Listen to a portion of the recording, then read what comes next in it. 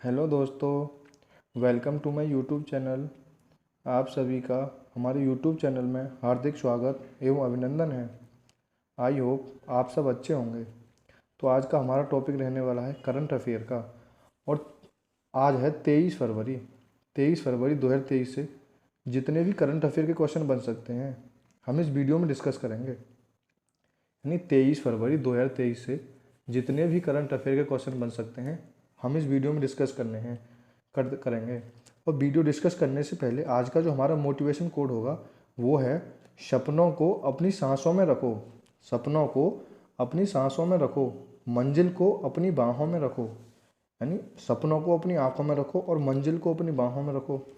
हर जीत आपकी ही होगी, हर जीत आपकी ही होगी। ए दोस्त बस हर लक्ष्य को अपनी निगाहों में रखो।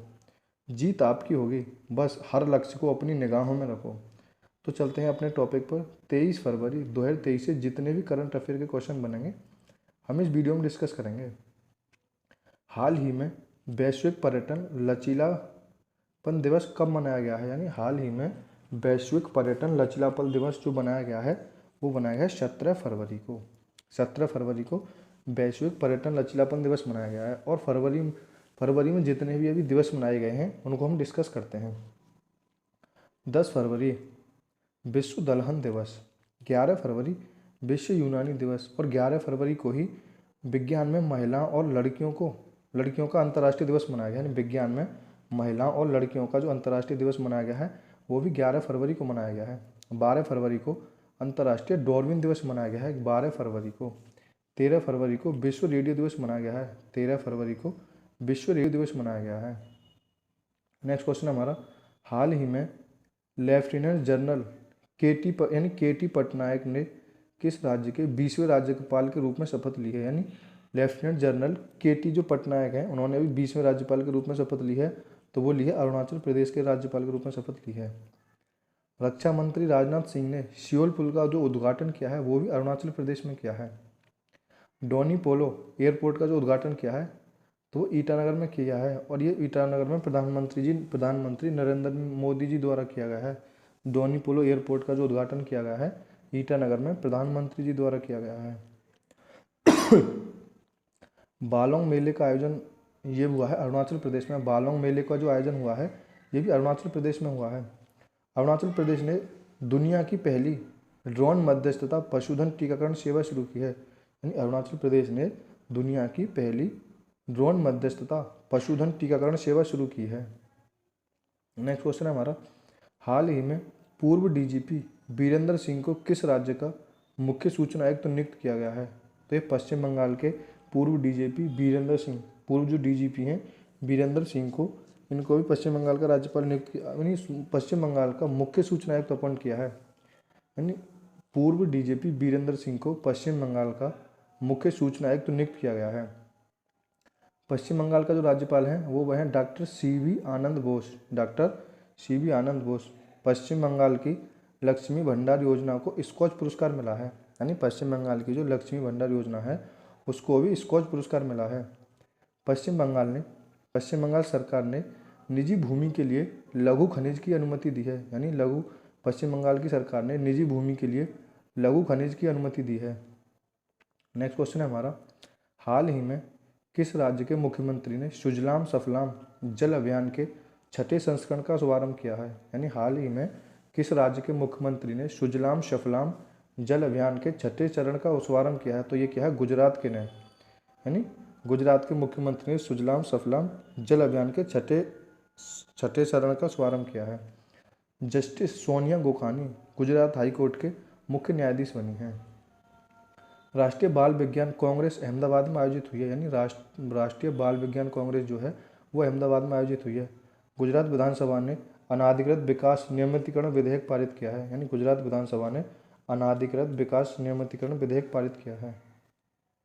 नेक्स्ट है हमारा, हाल ही में भारत और किस देश के बीच संयुक्त प्रशिक्षण अभ्यास धर्मगोर्जियन शुरू हुआ है? यानी धर्मगोर्जियन जो अभ्यास शुरू की गई है वो भारत और किस देश के बीच शुरू हुई है? तो भारत और जापान के बीच धर्मगोर्जियन अभ्यास शुरू हुआ है।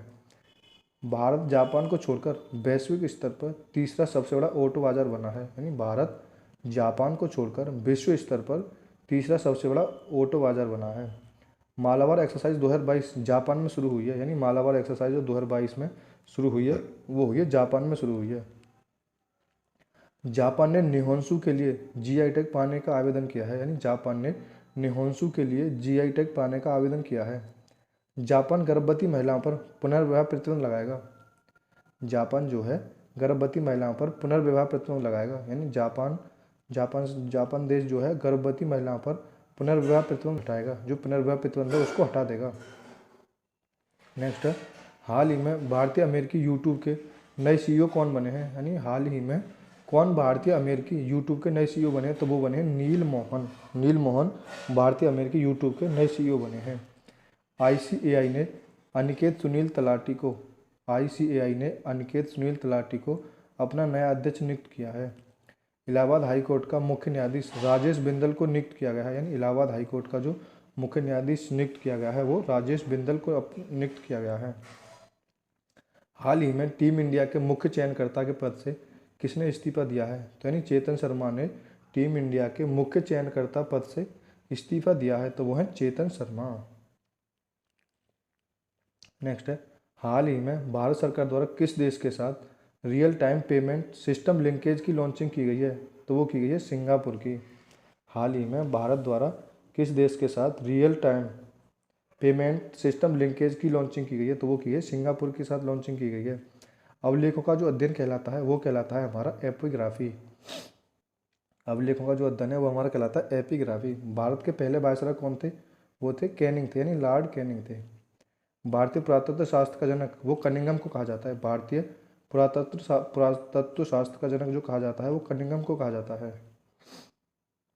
हाल ही में भारत के पहले स्वदेशी automated train supervision system IATS का निर्माण किसके द्वारा किया गया है, तो ये किया है Delhi metro rail corporation and Bharat electronics limited के साथ।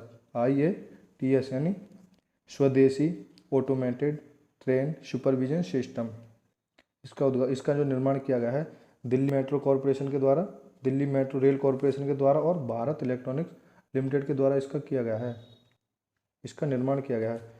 गणतंत्र भारत का पहला बजट किसने पेश किया था, वो जॉन मथाई ने पेश किया था।